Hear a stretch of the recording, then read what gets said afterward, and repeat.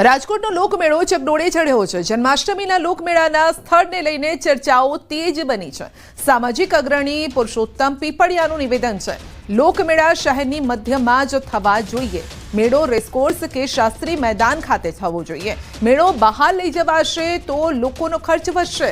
Racecourse આસપાસ મોટાભાગના લોકો રહેતા હોય છે, તો આ સ્થળ બદલાવની જે હિલચાલ ચાલી રહી છે તેમાં બ્રેક મારવી જોઈએ। જન્માષ્ટમીના મેળા માટે રાજકોટની મધ્યસ્થ મેદાનો હોય તે આવશ્યક છે, કારણ કે ગરીબ વર્ગ માટે જે ટ્રાન્સપોર્ટેશન ખર્ચ છે એ ન કરવો પડે।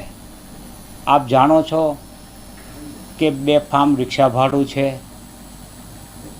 આ રિક્ષા ભાડા સહિતના અનેક ખર્ચાઓ જો સિટીની બારોબાર આવો મેળો યોજવામાં આવે તો મારી દ્રષ્ટિએ વધી જતા હોય છે।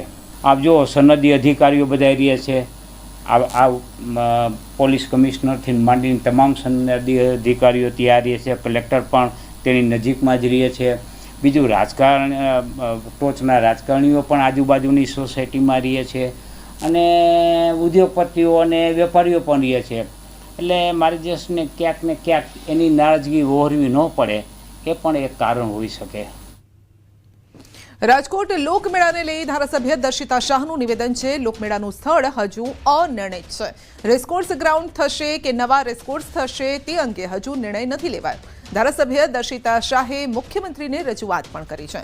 નવા રેસકોર્સ માટે જમીન સમથળ કરવા માટે ગ્રાન્ટની પણ માંગ કરી છે, અને જમીન સમથળ કરવાની કાર્યવાહી હાથ ધરાશે। ગ્રાન્ટ મળ્યા બાદ ધારાસભ્ય આ જ વિસ્તારમાં રહેતા હોવાથી મેળો જૂના રેસકોર્સમાં ન યોજાય તેવા પણ પ્રયત્ન થઈ રહ્યા છે।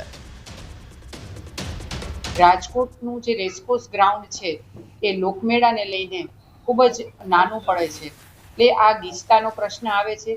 આજુબાજુમાં રહેતા સોસાયટીવાળા લોકોને પણ આ લોકમેળાને લીધે થઈને ટ્રાફિકની સમસ્યા પણ ઘણી બધી થતી હોય છે, ગીચતાનો પણ પ્રશ્ન આવે છે, અને જગ્યાની સંકળાશ હોવાથી છેલ્લા 1 વર્ષથી સતત અમારી જિલ્લા સંકલન સમિતિમાં કલેક્ટરશ્રીને રજૂઆત હતી કે ભાઈ આ વખતે આ લોકમેળાને જો બીજી જગ્યાએ ફેરવવામાં આવે તો એક તો મોટી જગ્યા પણ મળી શકે,